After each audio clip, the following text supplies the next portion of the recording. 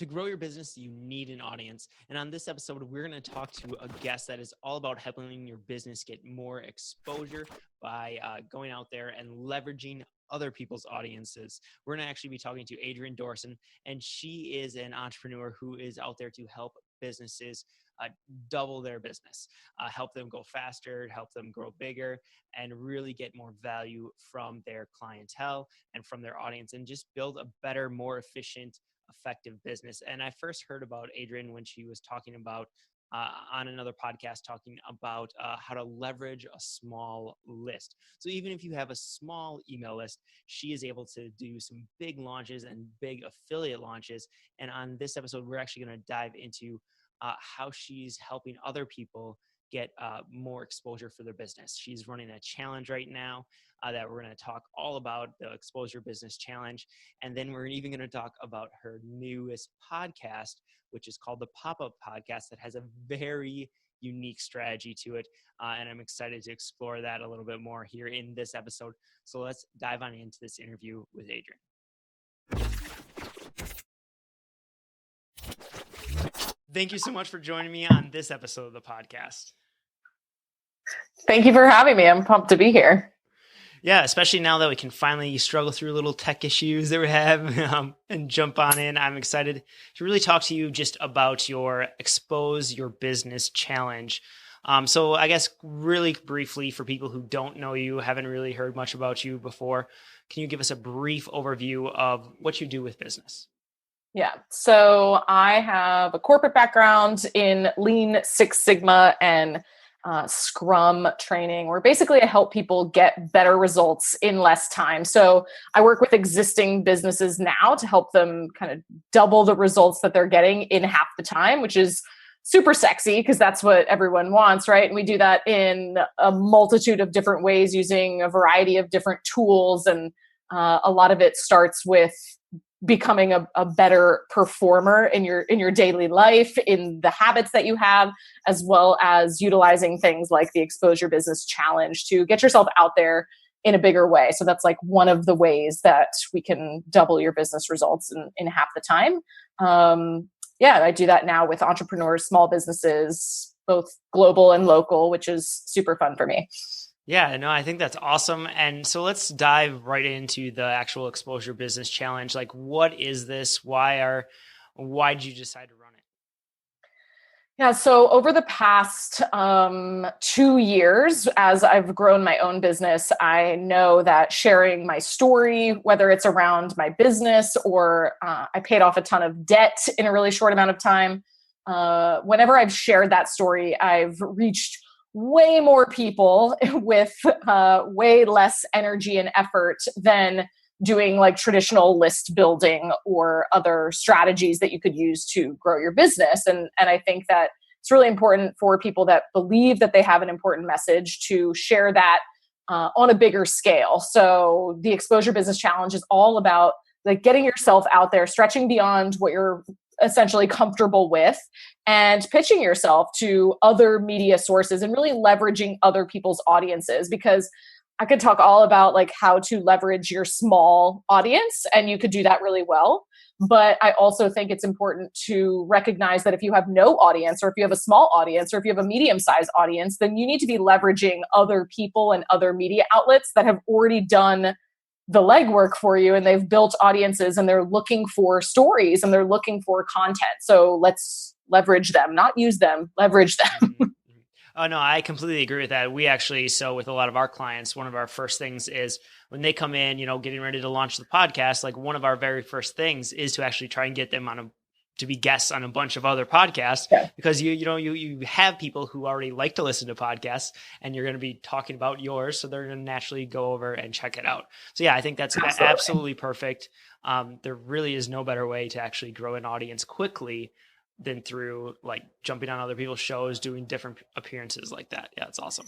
Yeah, and you're going to get so much better at sharing your message too, right? Like if you have never shared your message before, or if you're just trying to refine what you want to talk about, I think it's really important to get out there as much as possible and keep sharing that message. And sometimes actually like being interviewed, like my medium of choice is podcasting, right? I love podcasting. I love going on other people's podcasts because I feel like that's one of my strengths, and it's enjoyable for me. So I might as well do more and more and more of it.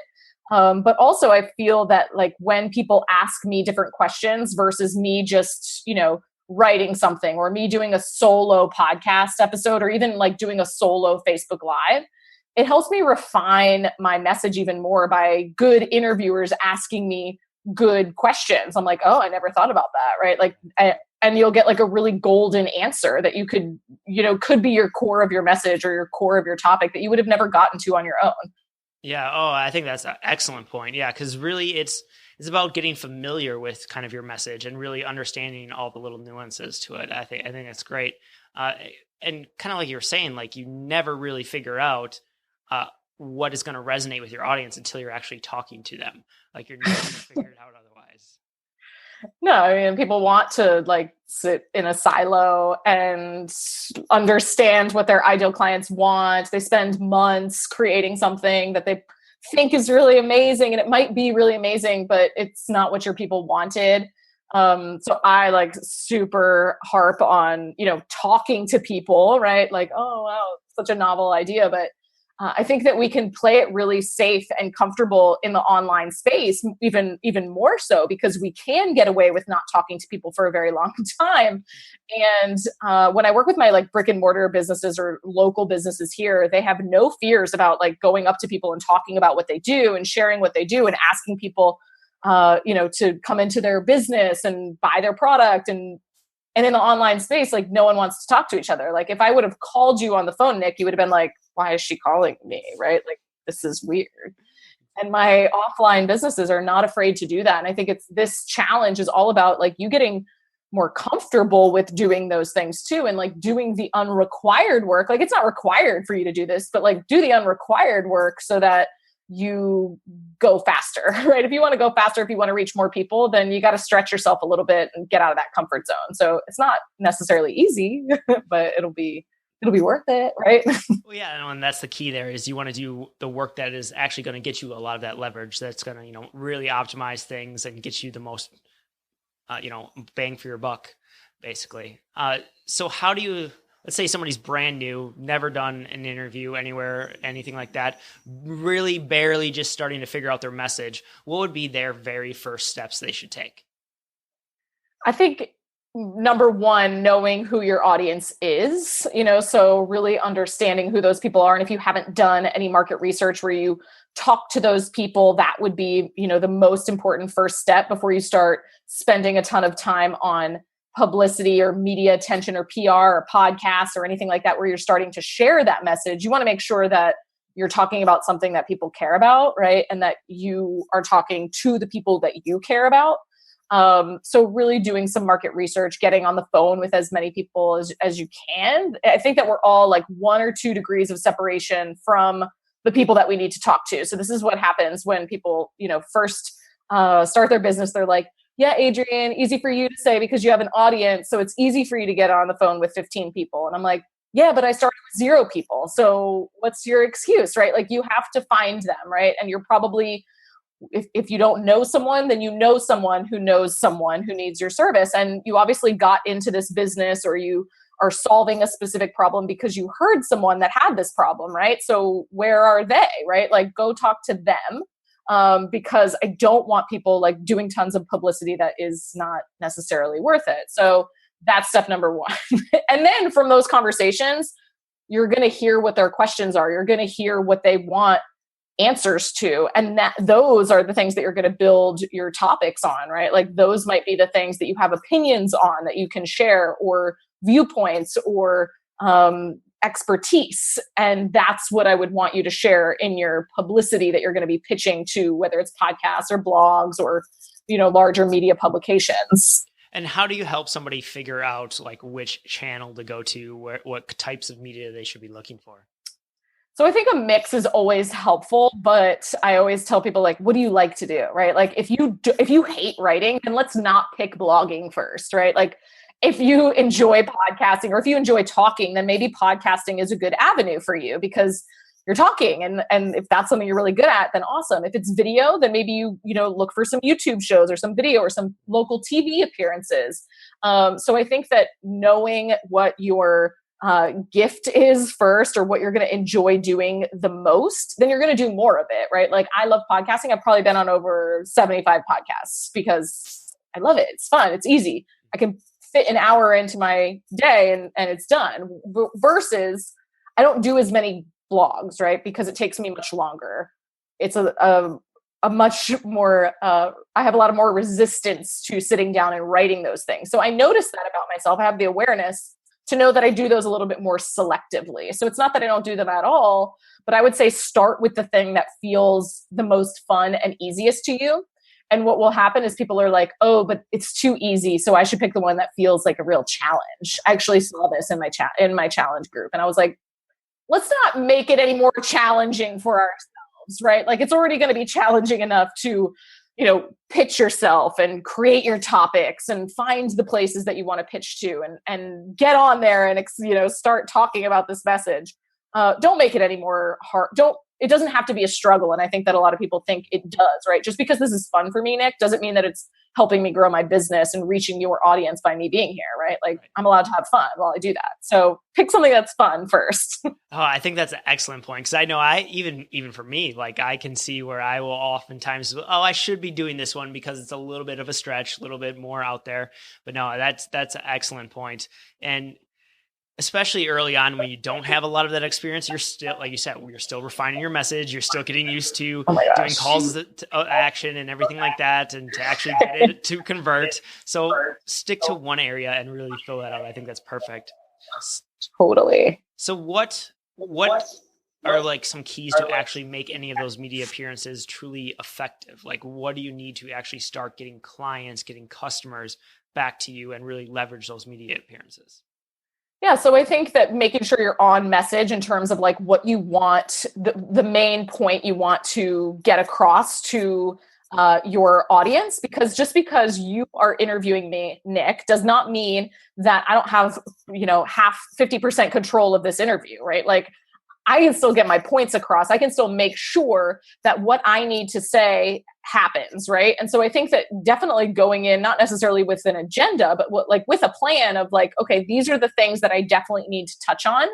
And if he doesn't ask me specifically about those, I need to figure out a way to get there. And that's going to come with practice as well, which I definitely think it's important for you to do more and more of these so you can figure out how you get to those points and how you stay on topic while still controlling your half of the interview, not just leaving it to the other person. I hear sometimes people will be like, oh, they were like not a great interviewer. It didn't go well. And I'm like, but you needed to lead the other 50% of the show, right? Like you had just as much control over that interview as they did. So know what points you want to make going into that. That would be most helpful for your audience to come back to you, right? So we're talking about the Exposure Business Challenge, which is obviously, that's going to be like my one call to action. So knowing like, what is your one call to action that you want these people to like, what do you want them to do next? And you have to be talking about those points and being relevant to get there. And so you mentioned the call to action. I think that's another important piece that a lot of people don't do with their publicity. And they're just expecting people to go and surf the internet or after this interview to go and like know what I want you to do next, right? You have to be very specific with people, especially on your different mediums. So the fact that I'm speaking on this medium means that I need to make sure that my link is super easy for people to know. If I can do a text link, even better, right? Because you're probably on your phone. Whereas if it's embedded into an article, that's going to be much easier for someone to just click through, right? And I think a lot of people don't think about these things going into an interview because there's so many other things that you're trying to focus on. You're nervous, you're trying to get your message across. You want to make sure that you're prepared for all their questions. But I would really have a good understanding when you go into that interview, like what is my main message? Like what are the points that I want to get across and where do I want to lead them back to? And there's nothing wrong with like telling an interviewer, like, hey, Nick, if possible, this is where I want to end up, or I want to make sure I can share this link if that's cool with you, or I want to make sure that we can talk about this. Can you work that into what we're going to talk about today? And I think that most people, that's actually helpful to an interviewer, I think. Absolutely. Like so I work, with a lot of different podcast clients who have a lot of different interviewees on. And that's one of the things, like if people would actually just straight out say, hey, this is where I ultimately want to lead people. They would direct the conversation that way because they would love to add that extra value to you as the interviewee, but then that's also adding extra value to the audience members. Especially like, I love it when interviewees, rather than just say, hey, go back to my website and read the blog and check out the podcast or whatever, when they have some sort of free resource, it doesn't even need to necessarily be completely unique to that podcast episode, but like some sort of call to action with a free resource of some sort that will help people go to that next level is huge, I think. Yeah.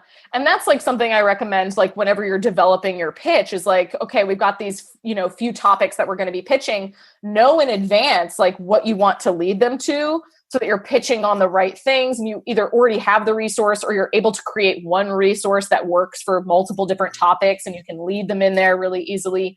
Because otherwise you have some random resource that doesn't relate to what you guys just talked about. And then they're not like pining for it anyways. They don't want it anyways. So I think that's really helpful when you're developing your pitch and developing your topics. What do you want to lead them to next? I actually I tested out a topic on some podcast interviews. I was like, okay, I'm potentially developing a course and I wanted to test out the topic and see if people liked that, but I already had a free resource. So it was super easy for me. I just pitched that topic. I already had the free resource. And then we got like incredible feedback from the podcast. So I was like, great. Now we're going to put a funnel on the end of this.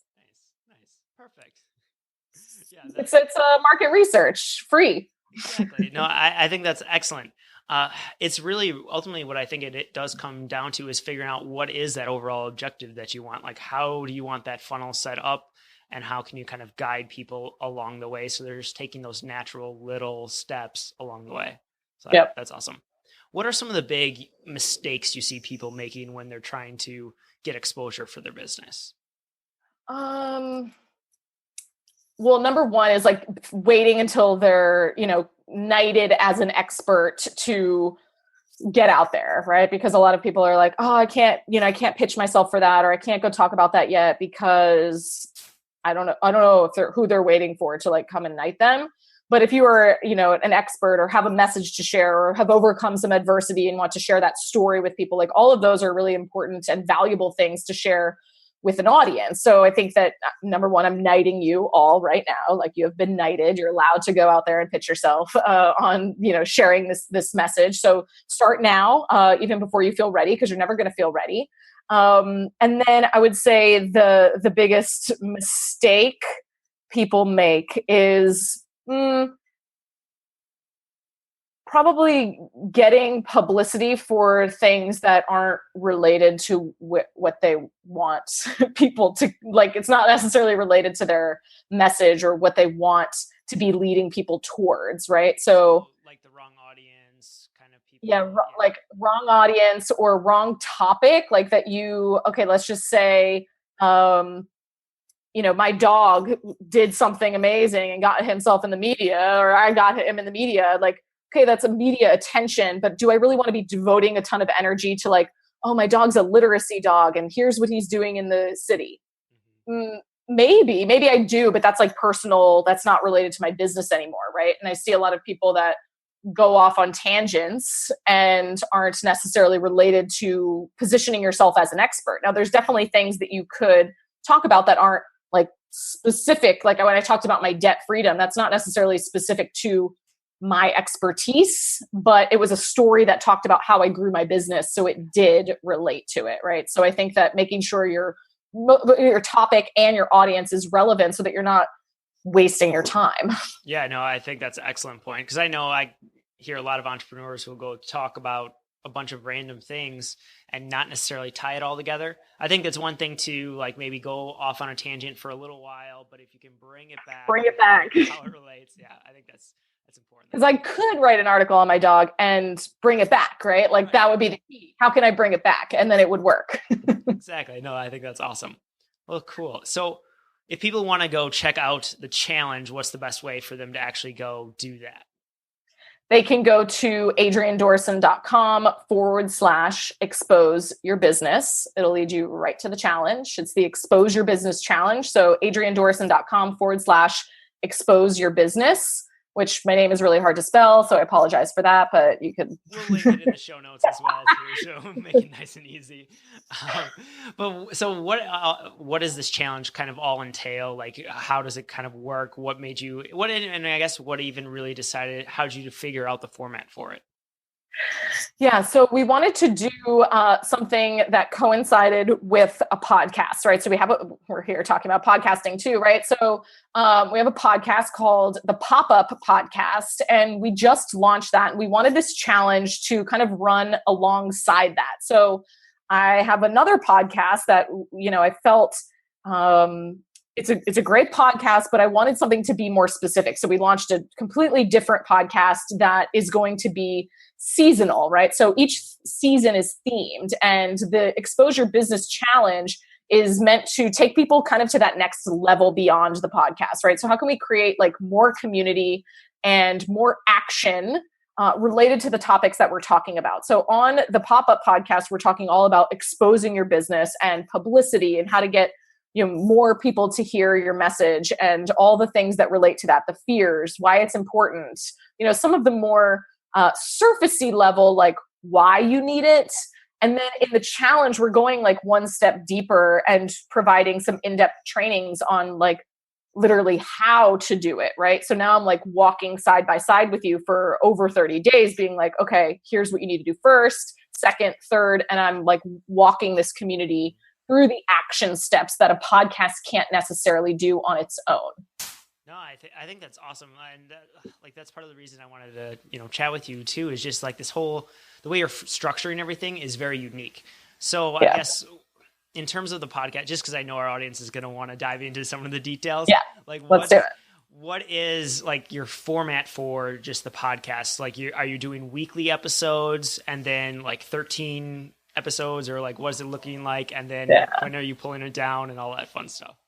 Yeah. So the Pop-Up Podcast itself is my fun project. It was the project that I allowed myself to have a little less consistency around, right? Like I almost felt like strapped into the other podcasts. Like we had to have this, we had to have this. We actually started as a daily show, and that was exhausting, right? So with this podcast, it's set up for a themed season.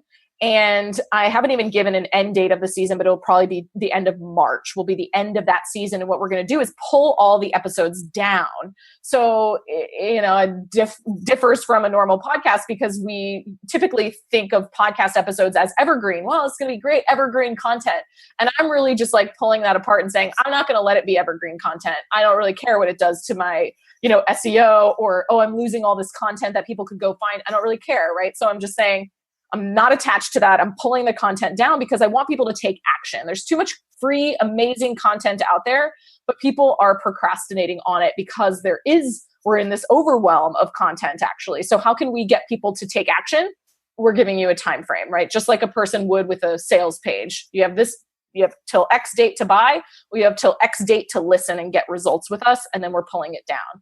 So that to me is unique in itself. It's almost like a gamification, which I see a lot of paid programs doing, which is important. I see that being a new trend in 2017. Like you're going to have to gamify things. You're going to have to figure out a way to help get your customers better results when just because they pressed purchase doesn't mean they're going to get results, doesn't mean they're going to do the work. How can you gamify that? And I took that towards my free, we do that in our paid programs, but I was like, let's do that with our free content. Let's treat our people who have not even paid us just as we would treat our customers, right? And I'm not going to let you not do the work.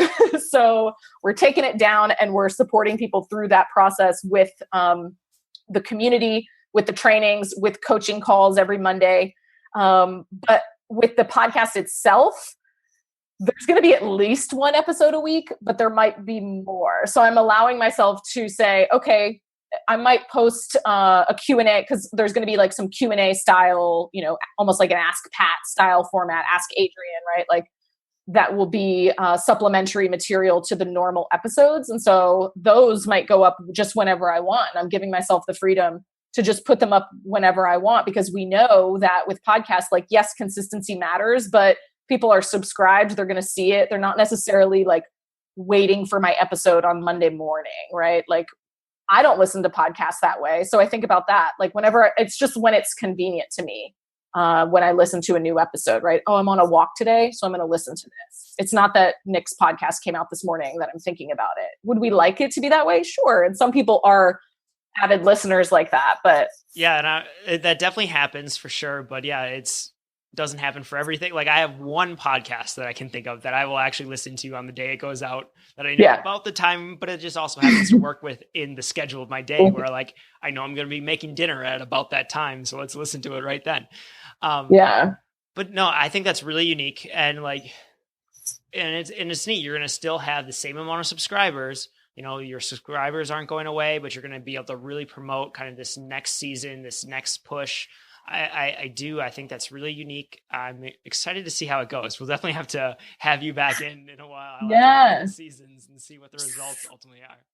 So I'll just share like some things with you already that were really like astonishing to me, even just in week 1, was that the traditional launch formula we did not follow. Like normally I would recommend to other people, like, have a few episodes in the bank so that people can like binge listen. We launched with 1 and we made it to the top charts, not just new and noteworthy, but like top charts already because we knew what else we needed to do: get reviews, get listens, get downloads, get people to subscribe. So that, like, to me was really exciting. I was like, everything that, people will tell you have to do, it's not true, right? Like you don't have to do all the typical launch things. You can create your own,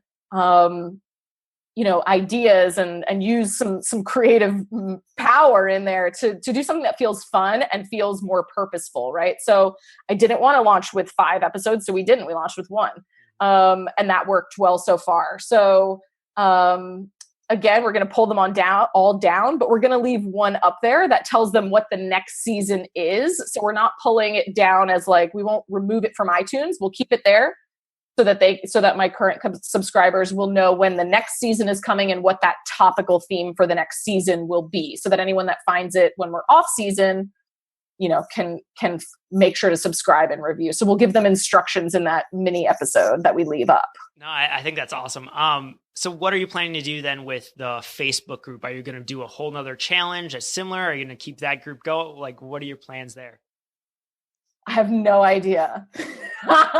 So this is something that I just, I don't attach myself to it, right? I'm also not attached to the pop-up podcast. I'm like, if it fails, I'll just drop it. I don't really care. And I think that a lot of people place too much like emphasis and power and attachment to the things that they set up. I'm like, if it doesn't work, it doesn't work, and we do something else, right? And I've even like let go of a lot of control as it relates to those things. But same thing with the group. I'm like, well, maybe we'll leave the group the way it is, and just change it over to the new theme.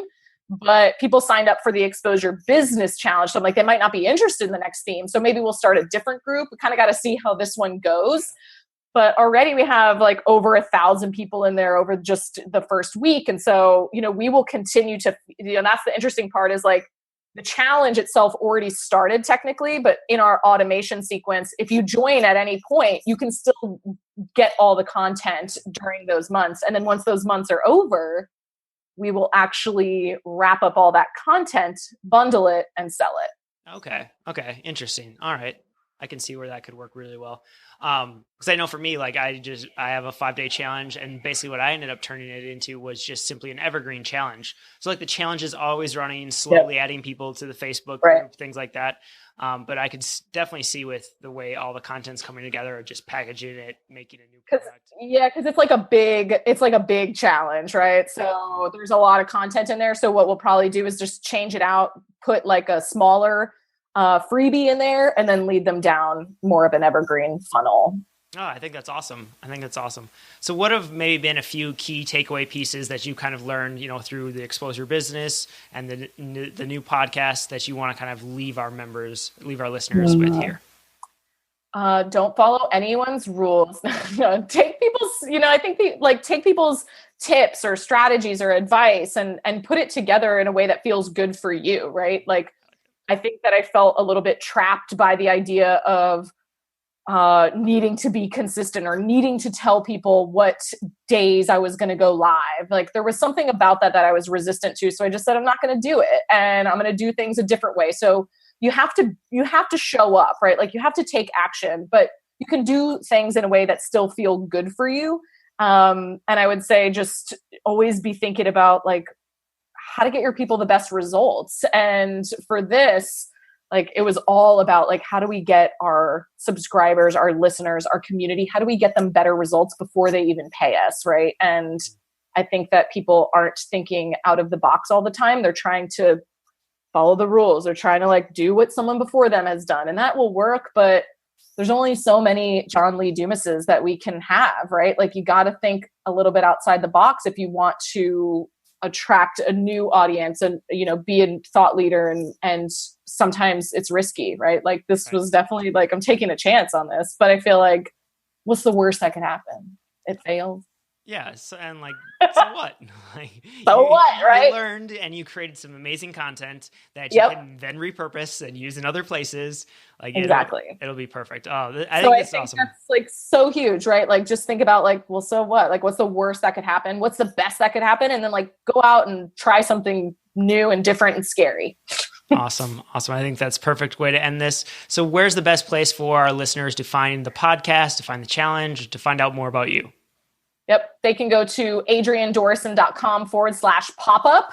That's going to get you access to the challenge, to the podcast, and everything you need to know about the pop-up podcast, the Exposure Business Challenge. While it is live, you will, if you're listening to this later, there will still be something there. It might even be more curious for you. You're like, what is it? Yeah, so go to, still there? What is it? What's it going to be? So go to adriennedorison.com/pop-up. Awesome. Well, again, thank you so much for joining us. Thanks for having me.